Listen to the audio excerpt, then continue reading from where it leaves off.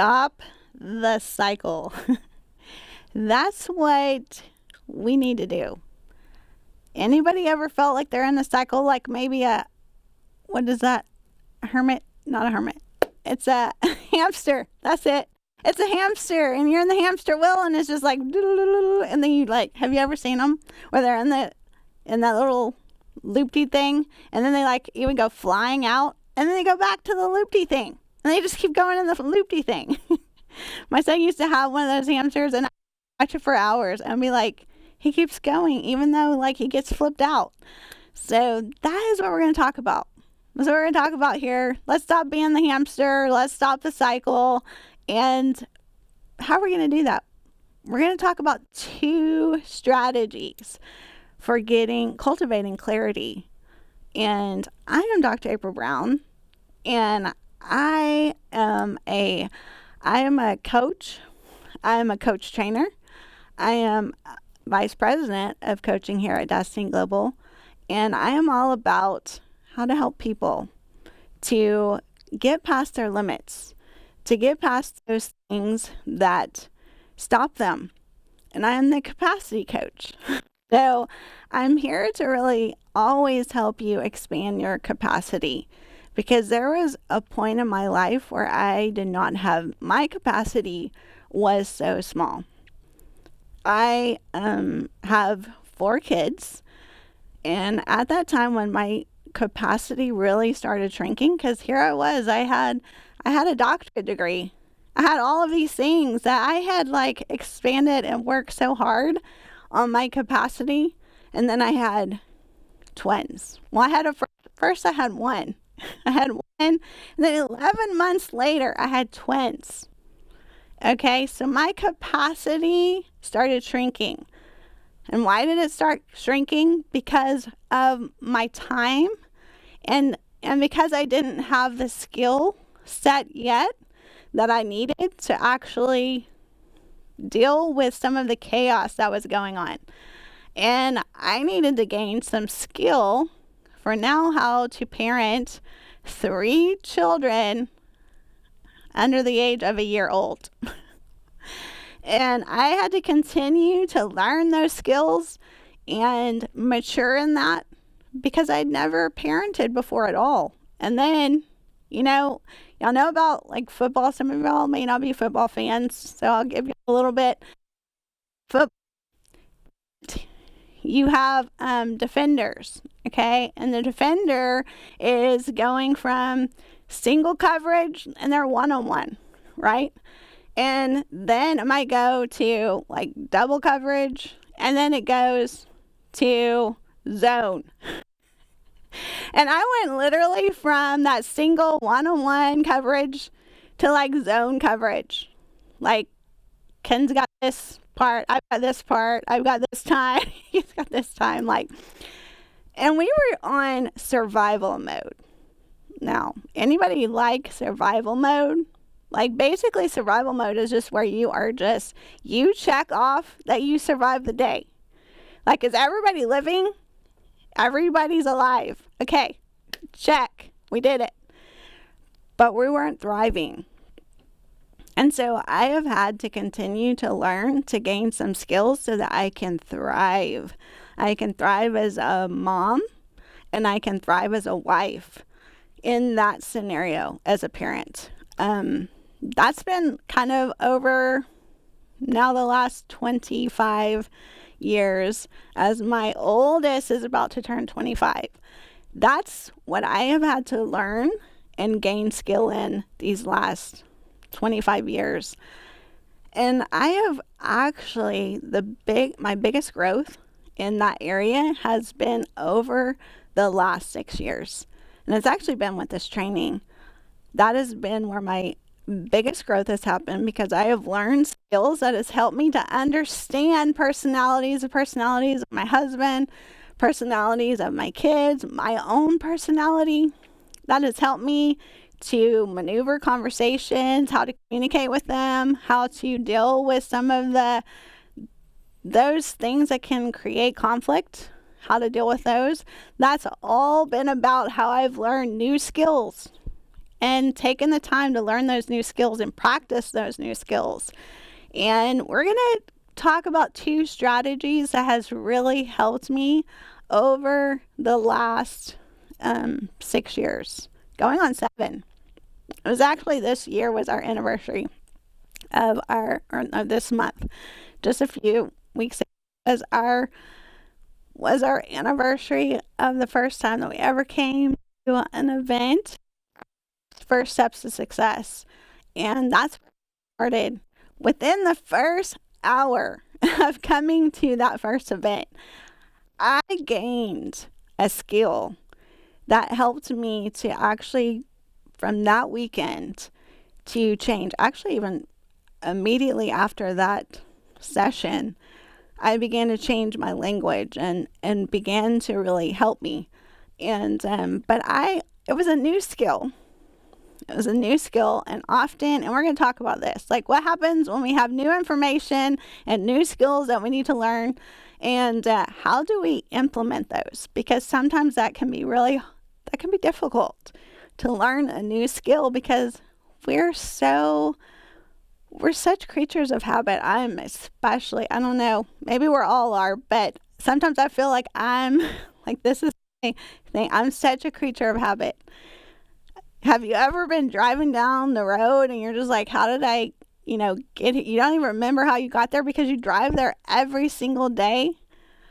And maybe you go drive another way another day, and it's normally this is the way you drive every single day, and you'll find yourself starting to go to that same place that you go every single day because you're on autopilot, and it's a habit. And so when we develop these habits, it can be hard for us to break. It can be difficult for us to break those habits. And so I'm going to give you some strategies. Anybody need some strategies of how to really cultivate clarity? Because ultimately, I needed to get clear when I was struggling as a mom, as a new mom. And that was some difficult days for me. Some of that time feels like a blur. Like I don't know how we survived for those first 3 years. And so I, could have used some clarity back then. And I'm going to give you some strategies for some clarity. So if you might be in one of those seasons in life that you can have that clarity in that whatever season of life that you're in, if it's just married, and you're trying to be that good wife, right?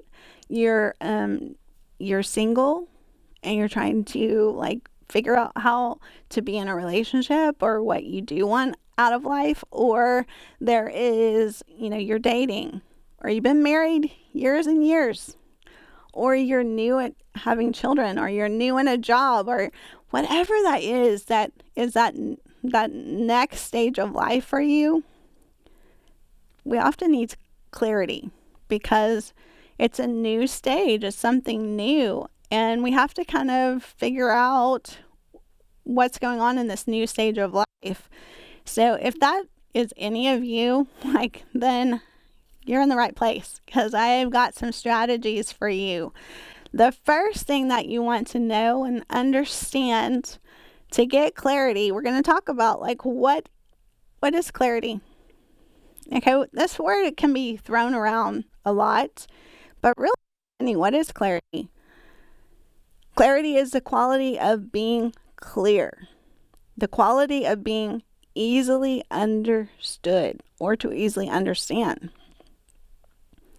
Okay, the opposite of clarity is confusion. And clarity can also mean clearness or lucidity as to perception or understanding, freedom from indistinctions and ambiguity. Okay, those might sound like some big words, but basically it just means that something might look like, not clear of should I go that way? Not clear of really what what in that phase of life, because all of your past experiences have not given you clarity, have not given you experience, have not given you understanding where you are today. And so you can get clarity by being clear on what matters. That's your first strategy. You have to get clear on what matters. What happens often is we might be in this new stage of life. And what was important for us before in our past season of life, it might not be the same as where we are today, but we're still living as if those things are the things that matter most. Okay, that's where people get stuck a lot, especially when they become married or they become parents. Because what might have been in that season of life before might have been all of your time pretty much to your job or your extended family or things that were really taking your time during that season. And so going into, or friends, and then going into this season, how do you navigate now that you're married that this is now what you value? This is what matters to you. Those things still matter, but there's now a different of priorities. Priorities have shifted. Priorities have changed. They're not exactly the same as they were before. And so it's really getting clear on what matters to you most. What are those things that are the absolute top of your priorities? And readjusting those and knowing that it's okay, that this is a new season to readjust that. And that might be that you have to talk to yourself about that, because you might feel guilty for those things. You might have to deal with what might be going on emotionally with that, but also getting clear that this is what matters most and how to now move and navigate all of the different things in your life. Okay, in this new chapter or this new season that you have, and get really clear on what matters. Also, knowing what you want. It's very important to know what you want in anything, what you want in a relationship, what you don't want in a relationship, but also in your business. If you're in a job and you like say you want a promotion, and you have to be clear on that you truly want that. Okay, and what that entails, you have to kind of count the cost of like, what is that going to entail? And why do you want it? Why do you want that promotion? Because if you want that promotion because it's going to pay more, but you get the promotion and it doesn't pay more, or it doesn't pay as much as you want, but you have all of these new priorities and responsibilities that you didn't have before, and it's going to take more time, but it's not as much money as you were thinking in the promotion, or not at all. Do you want the title? Like, why is it that you want that promotion? Okay, what is it that you want, and why do you want it? You have to get very, very clear on that. And clarity is just very important. I have seen this actually in our family recently, because our daughter, has been looking at what she's going to do with her future as she's turned 18. And she, sometimes we need to have clarity of what we might say never to. Okay? We might want to challenge our nevers. We might say, I never want to do this, or I never want to do that. And that might be the very thing that you need. So our daughter at first had said that she had decided, the last couple of years, that she didn't want to go to college. And so, we said she wanted to start her business. And we've been encouraging that, she has skills, and she's learned skills from coming to this training to be able to start a business. And but we also wanted to make sure and get clarity on that, to make sure that that wasn't something to regret down the road, but also just to know that she could. Like, because sometimes if we say right now that that's not what I want to do, I never want to do that, and we may have reasons for not wanting to do that, because going to school might mean taking, going more education that she hasn't been wanting to do in the first place. Like, that means 4 more years of going to school. And that's not really where she's at, like wanting to do that right now. But does she need to know that she can do that? That that's possible for her? Or one day down the road, would she say, I would have really liked to have known that I could go to college, that I had that capacity, that I had the ability to do that, to even get into a college. So we kind of work through some of that clarity of like, why was she saying never? And hey, have you considered this? Have you considered whether, just to make sure that you wouldn't regret down the road that you didn't try, and you didn't make sure that you would know that you could get into college. So it's challenging those nevers, challenging and looking at, why are we saying those nevers? Like, is that something that is real? And sometimes we need to know that never saying never, that's not really the option. We need to know that maybe never saying never is not the answer. That never might be what we need. Sometimes we make these decisions in haste to say, just because of a feeling, and it could be a bad feeling at the time. We may have just eaten a bad burrito that day and said, I'm never doing this. We have to know what we want. We have to discover what we want. We have to get very clear on what we want and what we don't want. We also need to challenge that what, challenge that why, and challenge that never. And just get clear on what it is that we want, what it is we don't want. The second strategy to get a lot of clarity is that you take some time. You take some time to get clarity. We can have a lot of noise in our heads. We can have a lot of programming. We can have a lot of biases about things that we have no idea. We haven't even had an experience about with that thing, but we come to a conclusion or a bias because of a story that we heard or somebody else's experience instead of our own. Or we may have had a similar experience with something else, and we believe that that's the same experience we're going to have in each other scenario that might not even be the same.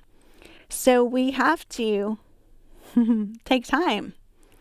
We have to take some time where we quiet the noise, we quiet the distractions, and what we call that white space.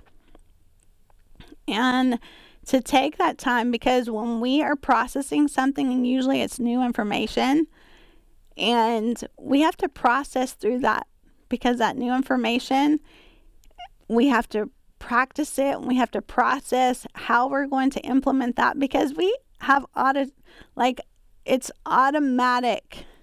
So many things of what we do is automatic. And it's our automatic nervous system that can be working. And it's unconscious.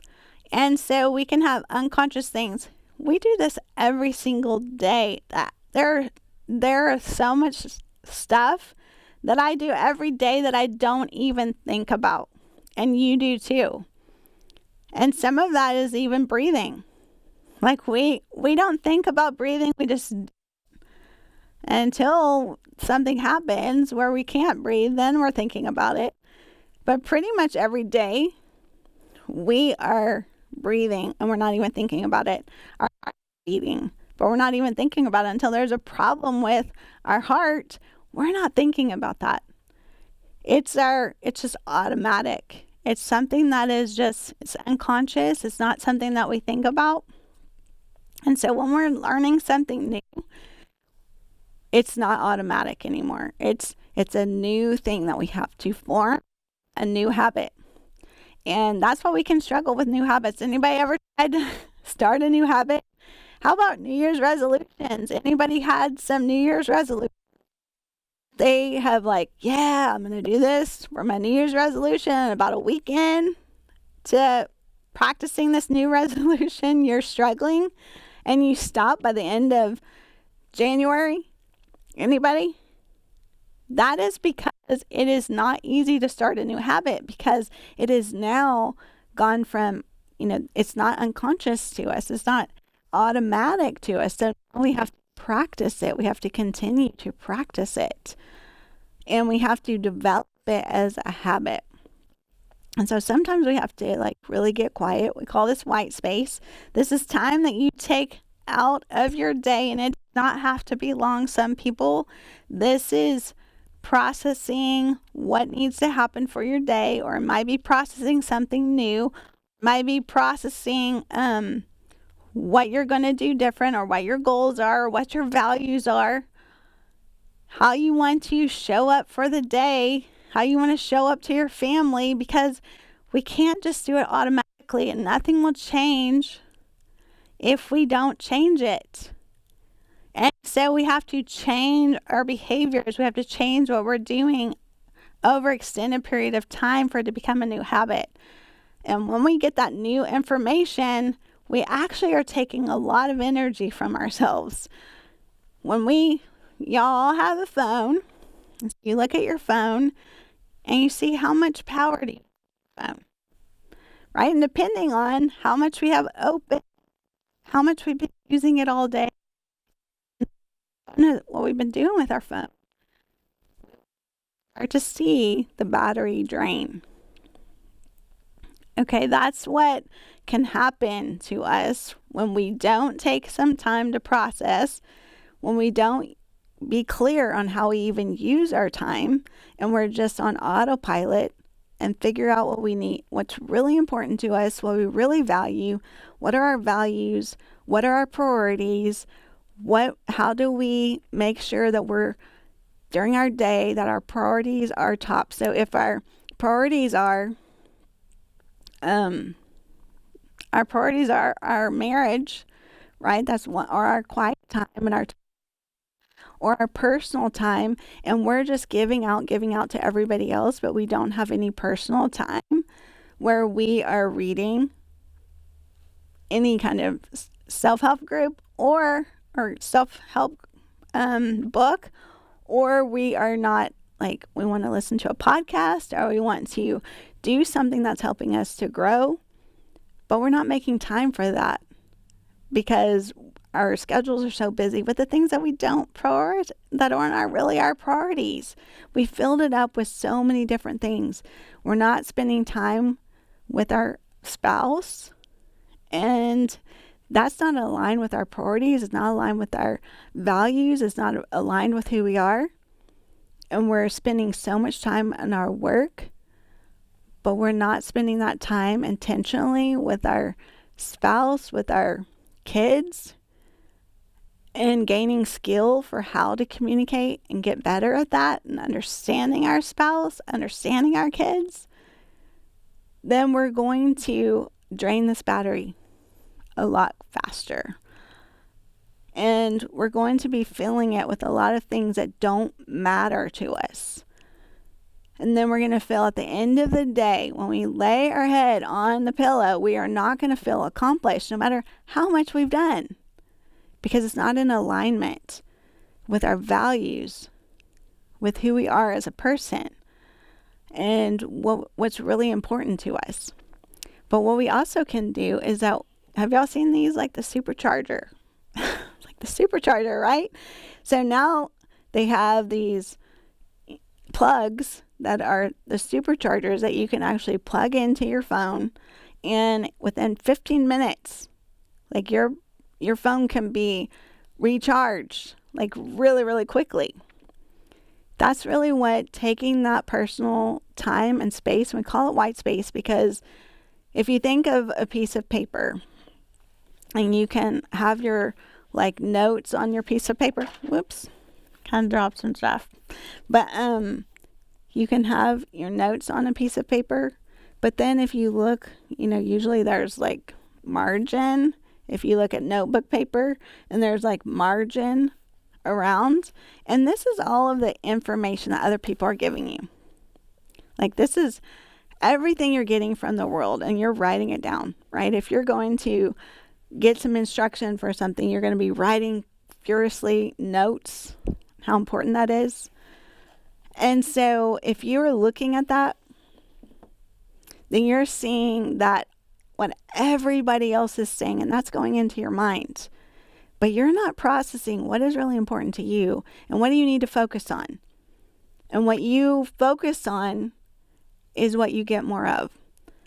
And so if you're getting input all day long and it's negative, then that's going to be how your attitude is going to be.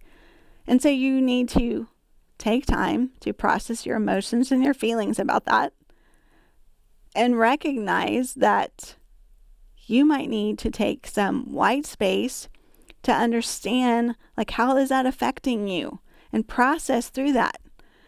It might be just overload of information. We only have so much energy we can give in a day, just like our phones and our batteries. And we have to keep plugging it in if it's starting to drain. Okay, so we have to use our time to make sure that we are processing what we've heard, what we've continued, something that has been information that has been given to us. And we have to process and make sure that we can put that in a place that is helpful, that serves us, that is helpful and understanding and brings us clarity. What is it so important to us? What is it about this information that we want to take, and what do we need to leave behind?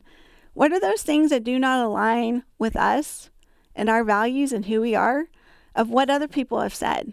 What is the truth about who we are? And we can often feel like people don't understand us. They misunderstand us. And we have to process that. We have to process what information we're given every day. And often, first thing in the morning, most people are processing what happened the day before. They're having to process what they've heard, what they've learned. And sometimes through the day, we might have to process. We might feel an emotion going on. We're like, and we start to snap at someone. And we can realize that there's something that we might need to process. We have warning signs. We call those warning signs. That whatever emotions are going on, we might need to slow down and understand that we might need to process them. So just know that these are two strategies that you can use, that you can make sure that you're cultivating clarity in your mind. You're cultivating clarity in what you are doing, what you want to do. What is it that you want to do?